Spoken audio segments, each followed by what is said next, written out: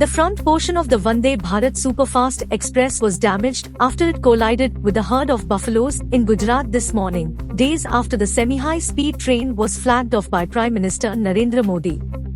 The train was on its way from Mumbai to Gandhinagar, and the incident occurred around 11 a.m. between Batwa and Maninagar, ahead of Ahmedabad.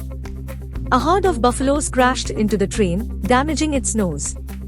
However, no functional part of the train was damaged. Within 8 minutes, the train was on the move again and reached its destination, Gandhinagar, on time.